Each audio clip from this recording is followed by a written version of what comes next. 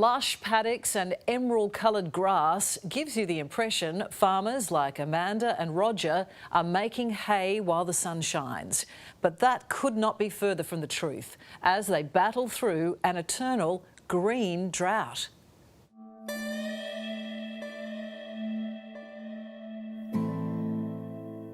Grass looks nice and green, Roger. Yep. What happens when you stick the shovel in it? Well, I won't get the shovel in, it's that dry. It's just really hard, crumbly underneath, you just can't get it in. Bit of city bloke having that, mate. Yeah, you'll have no hope. Jeez, that is hard, isn't it? They're the pretty paddocks that hide a terrible truth, the green drought. Roger, what is a green drought? So, green drought, green grass, no moisture. Empty dams, without moisture you can't grow grass, it just won't grow. Roger and Amanda Heath run 600 dairy cows. Drive past their 300-hectare farm in southwest Victoria and you'd never know it hasn't rained in ages. To the city people who drive past and see all the green fields and paddocks, what do you say? Oh, they just don't understand. Like, they just come down and they say, "What's green? How are you in drought?" This time of year, this soil should be mud. Have a look at that. 2 years ago, it was so very different. 2 years ago, you had floods here. We did, yep. To this day, we were underwater. That's just how ironic, but now we're talking about drought. We just haven't got enough grass to feed the cows when we need it. A couple of country miles away, Lockie Sutherland is feeling the pinch too. We have to feed our cows, so there's two options, you know, sell some cows or buy fodder in. A cow needs fibre and needs a full stomach to function. And if the cow doesn't have a full stomach to function? They lose weight, yeah, and perish. What a lousy equation it is for farmers around here. Rainfall is down dramatically, productivity is down, the price of milk is down, but the cost of feed is up. The farmers simply can't win. All they can do is hang on for dear life.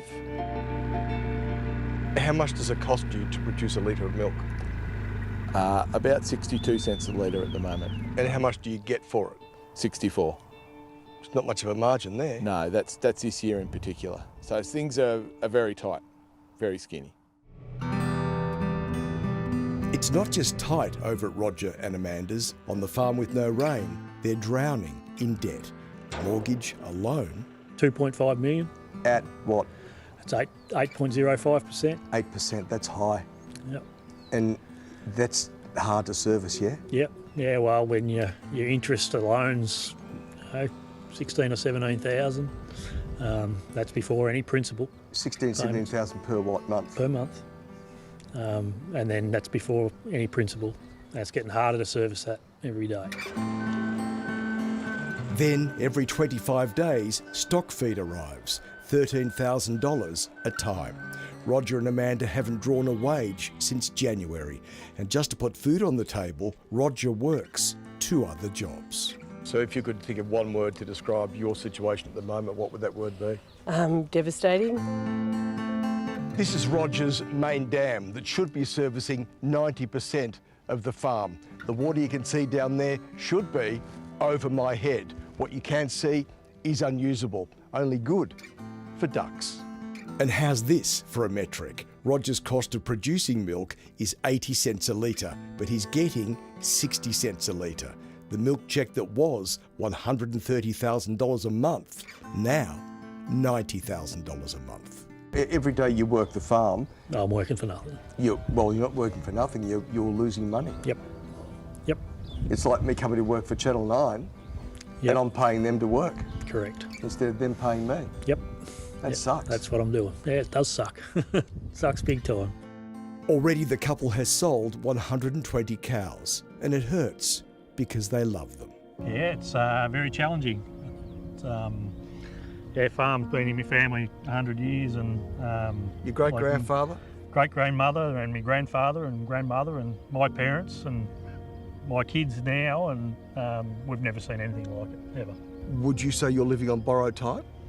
Yeah, Well, that's the way we feel at the moment, yes. This farm means everything to me and my family, so just to lose it would be devastating. How long do you think you can last? Oh, we'll get to Christmas. We're just taking every day as it comes. I can't even explain in words what it's like. Leaving my animals behind and walking away would just be, I don't know, devastating. Do you shed a tear over it all? Yep. Where do you do that? Go out in the barn? Go out in the barn? Well, I sort of tried to stay away from doing that because that doesn't fix everything, but But it's a human yeah. emotion, mate. You're human. Yeah, it is, and you're sitting up the paddock in the car or the ute or whatever, and you're just looking at your cows and that sort of thing, and yeah, get quite emotional about it. Then worrying about what the future is for them and for us. So. Roger told me before he'll sometimes go out in the paddock in the car and have a bit of a cry. Yeah. Do you know that? That's probably right. We know I don't let him be alone too much, and if he's gone for too long from where I don't know where he is, I'm always ringing him, making sure that he's okay and stuff like that.